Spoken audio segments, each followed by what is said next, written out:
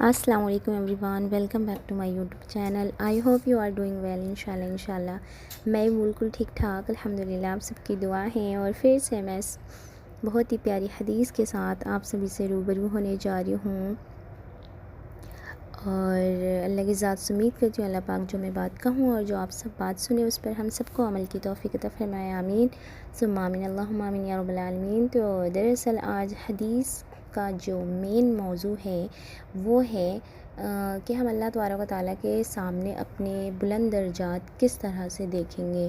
اگر ہم وہ نیکیاں کریں گے تو اللہ تبارک و تعالیٰ کے سامنے ہم کس طرح سے فخر کے ساتھ کھڑے ہوں گے۔ تو اس کے حوالے سے میں کچھ مختصر حدیث آپ سبھی سے شیئر کرنا چاہوں گی۔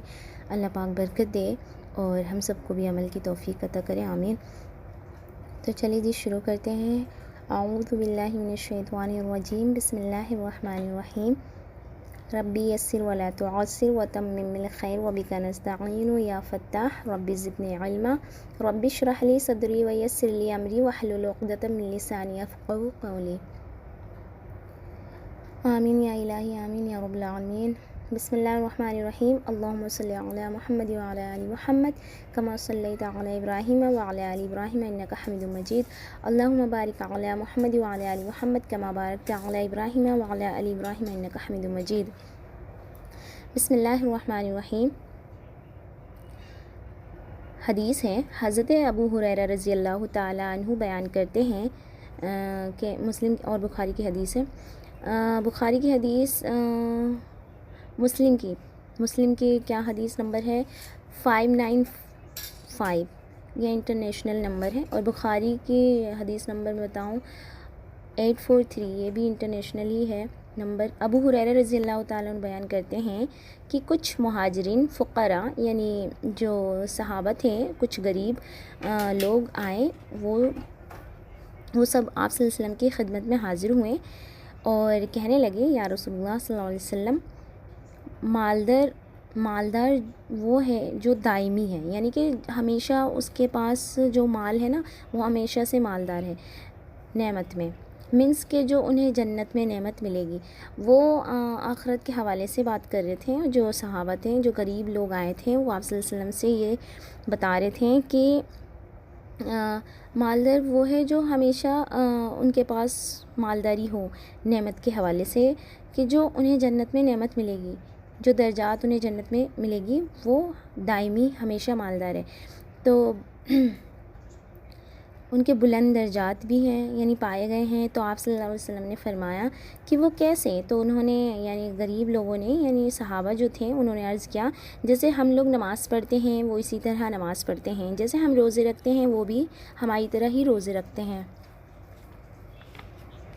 لیکن ہم صدقہ نہیں کرتے، وہ صدقہ کرتے ہیں، وہ غلام آزاد کرتے ہیں، ہم نہیں کرتے۔ یعنی وہ جو غریب فقراء جو صحابہ تھے، انہوں نے کہا کہ جو مالدار ہیں، جو انسان دائمی مالدار، وہ صدقہ کرتے ہیں، یعنی کہ نعمت کے حوالے سے اگر انسان کے پاس بہت پیسے ہیں تو وہ صدقہ کرے گا، اور غریب کہاں سے صدقہ کرے گا؟ تو وہی بتا رہے تھے وہ کہ وہ صدقہ کرتے ہیں، ہم نہیں کرتے، اور وہ غلام آزاد کرتے ہیں، ہم نہیں کرتے ہیں۔ جو پیسے والے ہوں گے وہی ڈیفینیٹلی وہ غلام رکھے گا، اور وہ غلام بھی آزاد کرنے کا مستحق ہوگا۔ تو انہوں نے کہا ہم غلام آزاد نہیں کرتے، وہ غلام آزاد کرتے ہیں۔ تو رسول اللہ صلی اللہ علیہ وسلم نے فرمایا کہ کیا تمہیں میں ایسی چیز نہ سکھا دوں جس کے ذریعے سے اپنے سے سبقت لے جانے والوں، یعنی اپنے سے بڑھ جانے والوں، اس میں نیکیوں میں سبقت لے جانے والوں کو پالو گے۔ تم سے صرف وہی مالدار شخص بہتر ہوگا جو تمہارے جیسا عمل یا تم سے زیادہ اچھا عمل لے کر آئے گا۔ یعنی نبی صلی اللہ علیہ وسلم نے بتایا کیا میں ایسی کوئی ایک ذکر یا ایسا کوئی عمل تمہیں بتا دوں جو اگر تم وہ کرو تو تم بہت ہی زیادہ مالدار ہوگے، یا اگر تم سے زیادہ کچھ اچھا عمل کوئی کرتا ہے لے کر آئے گا۔ یعنی نبی صلی اللہ علیہ وسلم نے ایک ذکر انہیں بتایا کہ اگر جو تم کہہ رہے ہو نا کہ وہ تو اس طرح سے ہیں، مطلب درجے میں ہم سے بہت اونچے لیول پہ ہیں اور ہم نہیں ہیں، تو انہوں نے آپ صلی اللہ علیہ وسلم نے فرمایا کہ اگر میں ایسا کچھ بتا دوں تو سبقت لے جانے والوں کو پالو گے، تم سے صرف وہی مالدار شخص بہتر ہوگا جو تمہارے جیسا عمل کرے گا. یعنی اگر تم نیکیاں کر رہے ہو اور تمہارے جیسا بالکل ہی انہوں نے مطلب ٹو کاپی کی ہے انہوں نے کچھ نیکیاں، تو یا تم سے زیادہ اچھے عمل لے کر آئے گا. کہا صحابہ نے کیوں نہیں یا رسول اللہ؟ تو نبی صلی اللہ علیہ وسلم نے فرمایا کہ ہر فرض نماز کے بعد 33 مرتبہ یعنی 33 مرتبہ الحمدللہ، سبحان اللہ، یہ بھی 33،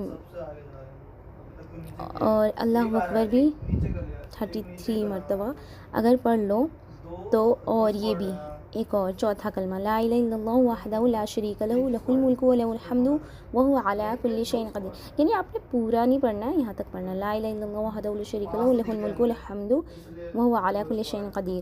اگر پڑھ لیا کرو تو تمہارے درجے بہت اونچے ہو جائیں گے. اور ایک حدیث میں اور آتا ہے کہ آپ جیسے آپ جانتے ہوں گے، آپ نے سنا ہوگا، آپ نے پڑھا بھی ہوگا کہ 33 مرتبہ سبحان اللہ، 33 مرتبہ الحمدللہ اور 34 مرتبہ اللہ اکبر. تو اس طرح سے بھی پڑھ لیں ہر فرض نماز کے بعد. بخاری کی حدیث میں آتا ہے کہ ہر فرض نماز کے بعد اگر 10 بار یہ کلمات پڑھ لیا کرو تو تمہارے درجے بہت بلند ہو جائیں گے. یعنی ہم اتنے چھوٹے سے کلمات کا ورد کرتے ہیں اور ہمیں اللہ تبارک و تعالیٰ اتنے بڑے بڑے ریوارڈ ادا کرتے ہیں. یعنی اللہ کی مہربانی چیک کریں ذرا. نبی صلی اللہ علیہ وسلم فرماتے ہیں کہ جس طرح سے میں نے حدیث بیان کی ہے اسی طرح اگر کوئی بھی میری حدیث بتائے گا تو اس کا چہرہ تر و تازہ رہے گا. تو ہمارے اوپر بھی یہ فرض ہے، بلکہ ہماری ڈیوٹی لگائی گئی ہے. اللہ تبارک و تعالیٰ کہتے ہیں قرآن میں کہ ہم سب سے بہترین امت ہے، اور ہمارے اوپر یہ ڈیوٹی دی گئی ہے کہ ہم دین کو سیکھیں بھی اور دوسروں کو بتائیں بھی. ایسا ہم بالکل بھی ایکسکیوز نہیں دیں گے اللہ تبارک و تعالیٰ کو کہ ہمارے پاس ٹائم نہیں تھا، ہم تو بھائی ہماری ایج اتنی ہو گئی تھی اور ہم تو بالکل ہی مطلب دنیا کے کاموں میں بہت ہی زیادہ مشغول تھے. تو اللہ تبارک و تعالیٰ کسی طرح کا ایکسکیوز ہماری ایکسکیوز نہیں سنے گا. مطلب میرا کہنے کا مقصد یہ ہے کہ ہم دین نہیں سیکھیں، پھر ہم دین نہیں سیکھیں گے تو ہمیں پتہ کیسے چلے گا کہ اللہ تبارک و تعالیٰ کا قربت مطلب اللہ تبارک و تعالیٰ کی قربت کیسے حاصل ہوگی. ہمیں پتہ ہی نہیں چلے گا جب ہم تک علم نہیں سیکھیں گے. تو ہمارے لیے فرض ہے علم کا سیکھنا اور دوسروں کو سکھانا. یہ ہم کہہ ہی نہیں سکتے کہ ہاں بھائی وہ عالم ہے یا وہ حافظ ہے یا وہ مفتی ہے تو وہی وہ دین کے خدمت کے لیے ہے، ہم نہیں ہیں جیسے عام سے انسان. نہیں، تمام امت مسلمہ کے اوپر یہ ڈیوٹی فرض کر دی گئی ہے اللہ تبارک و تعالیٰ نے کہ آپ نے دین کو سیکھنا ہے اور دوسروں تک مطلب پھیلانا بھی ہے. بلغوا عنی ولو آیا، یعنی ایک حدیث بھی آپ کو اگر پتہ چل رہی ہے تو آپ دوسروں تک اس کو بتانے کے مستحق ہیں. آپ یہ بہانہ نہیں لگا سکتے کہ بھائی ہمیں نہیں آتا، ہم کہاں سے ایک مفتی تھوڑی ہیں جو ہم بتا دیں گے. تو ایسا بالکل بھی نہیں، بلکہ ہمیں سیکھنا بہت ضروری ہے. ضروری نہیں، فرض ہے بلکہ. اور یہاں پہ دیکھیں میں نے ابھی بتایا تھا کہ جو نبی صلی اللہ علیہ وسلم جو بات کہتے ہیں وہی بات اسی طرح سے اگر دوسروں تک پہنچا دی جائے تو اس کا چہرہ تر و تازہ رہے گا. سبحان اللہ. دیکھیں اتنی بڑی فضیلت ہے. مطلب صحابہ کا پہلے لیول چیک کریں کہ صحابہ پہلے جب پتہ ہے کیا ہوتا تھا، جب نبی صلی اللہ علیہ وسلم سے علم سیکھتے تھے تو وہ اس طرح سے سیکھتے تھے کہ بس ایک دوسرے سے سبقت لے جانے کے مطلب ایک دوسرے سے سوچتے تھے کہ میں اس سے آگے بڑھ جاؤں، عمل میں، علم میں، سمجھ میں اس سے آگے بڑھ جاؤں. مگر ہمارا کیا ہے، ہمارا تو یہ رہتا ہے ہم پیسے میں آگے بڑھ جائیں. وہی اتنا بھائی اس کی اتنی سیلری ہے تو میں اتنا زیادہ اور کماؤں. بھائی آپ دنیا کے اعتبار سے وہ چیزیں کریں، مگر جہاں ہم نے بھاگنا ہے، دوڑ لگانی ہے، وہ اصل چیز نہیں ہے.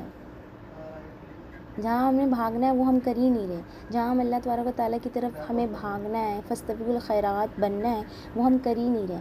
تو ہمیں بھی اللہ تبارک و تعالیٰ کے لیے بھاگنا پڑے گا. مطلب ہمیں بھی اللہ تبارک و تعالیٰ کے ہر ایک جو ہمیں اللہ تبارک و تعالیٰ نے قرآن بتایا نا، قرآن ایک ہمارے لیے ایک رہنمائی ہے، ایک ہدایت کا راستہ ہے. ہم قرآن کو صرف ہم کیا سمجھتے ہیں، قرآن کو ایک ثواب پہنچانے کی کتاب. جب کوئی مر جاتا ہے تو اس کے لیے ایصال ثواب پہنچاتے ہیں. جو وہ انسان مر گیا اس کے لیے پڑھنا ناممکن ہے وہ چیز، ہم اس کے لیے ثواب پہنچانے کا کام.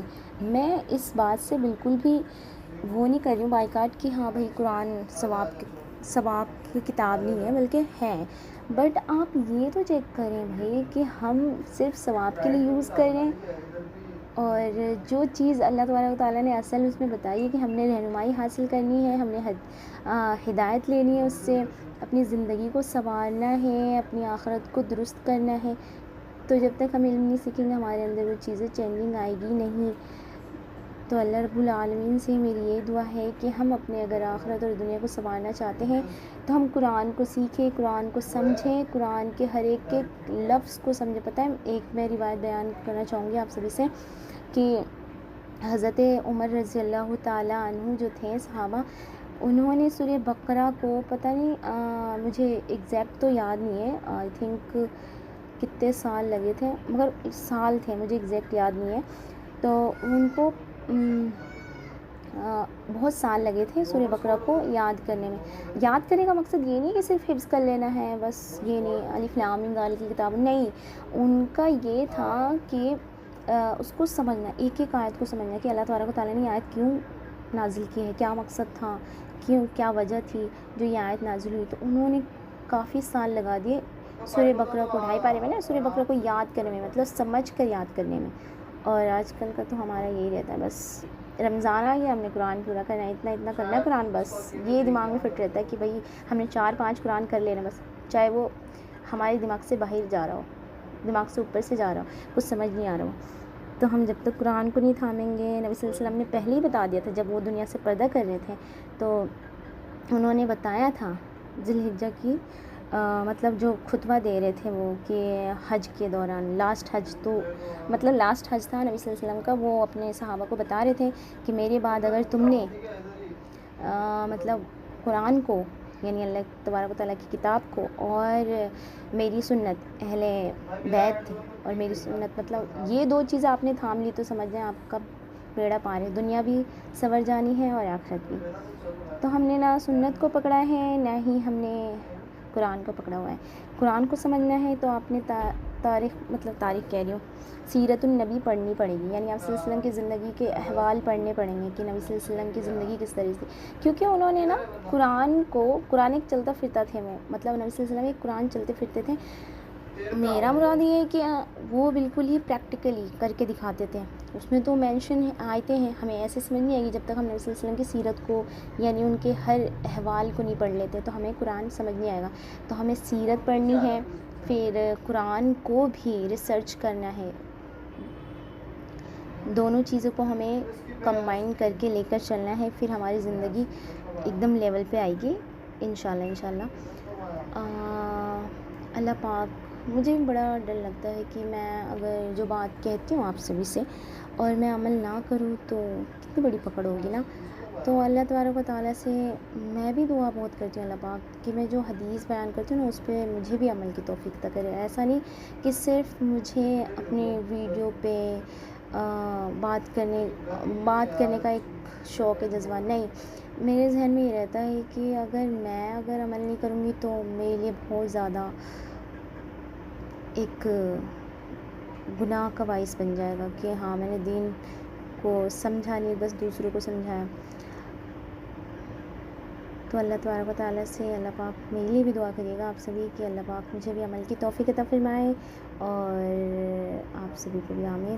تو ہم نے جو سنا اور جو میں نے بتایا اللہ پاک ہم سب کو اس پر عمل کی توفیق عطا فرمائے، آمین ثم آمین، اللہم آمین یا رب العالمین. آپ سب اپنا بڑا خیال رکھیے گا، مجھے بھی دعا میں یاد رکھیے گا. السلام علیکم و رحمۃ اللہ وبرکاتہ.